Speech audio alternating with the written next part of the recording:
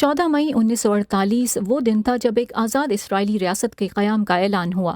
اسی روز اس وقت کے امریکی صدر ہیری ٹرومن نے اسرائیلی ریاست کو تسلیم کرنے کا بیان جاری کیا۔ یہ امریکہ اسرائیل کی آزاد حیثیت تسلیم کرنے والا پہلا ملک بن گیا۔ امریکہ نے اسرائیل کو اتنی جلدی تسلیم کیوں کیا؟ امریکی میساچیوسیٹس یونیورسٹی سے منسلک سیاسی تجزیہ کار لیلا فرسخ کے مطابق ایک وجہ 1940 کی دہائی میں امریکہ کی پناہ گزینوں کے حوالے سے سخت پالیسی بھی تھی۔ It's a way also to compensate for the US guilt about not having saved the Jews during the Holocaust. یہ ہولوکاسٹ کے دوران یہودیوں کو نہ بچانے پر امریکی احساس جرم کی تلافی کا ایک طریقہ تھا۔ امریکہ نے یورپ سے فرار ہونے والے پناہ گزینوں کی ایک بڑی تعداد کو امریکہ آنے کی اجازت نہیں دی تھی، اس لیے اسرائیلی ریاست کا قیام امریکہ کے لیے اپنے احساس جرم کی تلافی کا ایک طریقہ تھا، لیکن اس میں ایک جیو اسٹریٹجک مفاد بھی تھا۔ یہ امریکہ کے لیے اس خطے میں قدم جمانے اور دوسری طاقتوں کا مقابلہ کرنے کا طریقہ ہے، پرانے دور میں مصر اور اب ایران کی طاقت کا مقابلہ کرنے کے لیے۔ اسرائیل کے قیام نے دربدر یہودیوں کو ایک وطن دیا، لیکن ساتھ ہی بڑی تعداد میں فلسطینی اپنی ہی سرزمین میں بے وطن ہو کر پناہ گزین بن گئے۔ ایک ایسی حقیقت جس نے امریکہ کے مسلم دنیا سے تعلقات پر دور رس اثرات مرتب کیے۔ فلسطینی کاز کے تناظر میں مسلم ممالک کے امریکہ سے تعلقات کی نوعیت بدلتی رہی اور امریکہ اسرائیل تعلقات بھی۔ 1948 اور 1967 کے درمیان 6 روز کی جنگ سے پہلے اسرائیل کے لیے امریکی پوزیشن بہت محتاط رہی۔ اس نے اسرائیل کے وجود کی حمایت کی، لیکن وہ اسرائیل کو اسلحہ دینے کے خلاف تھا۔ امریکہ نے ایماندار ثالث کا کردار نبھانے کی کوشش کی۔ میرے خیال میں بالخصوص 1973 کی اسرائیل عرب جنگ کے بعد امریکہ ڈرامائی طور پر تبدیل ہوا۔ عرب ریاستیں خصوصاً مصر سوویت یونین سے دور ہونا چاہتی تھیں اور مانتی تھیں کہ صرف امریکہ ہی خطے میں امن قائم کرنے میں مدد دے سکتا ہے۔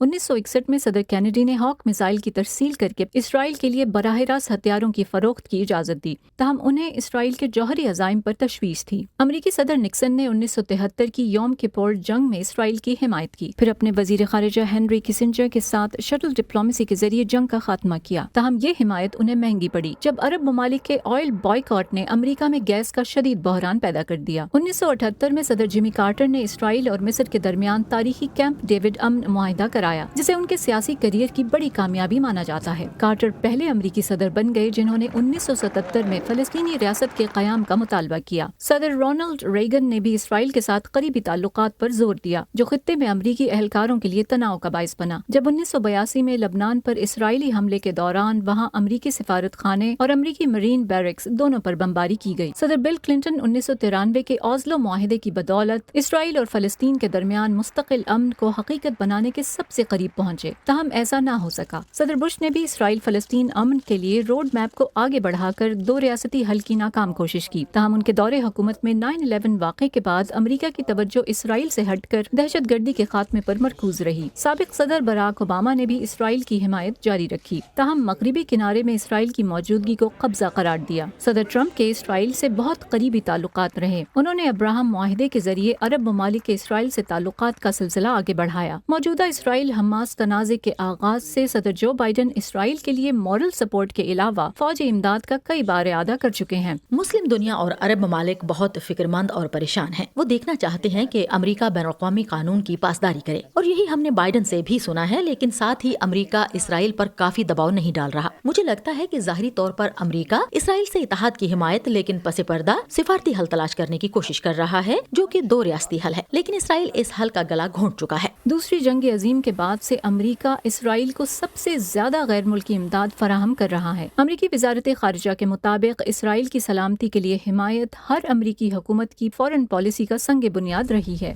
فائزہ بخاری، وائس آف امریکہ، واشنگٹن۔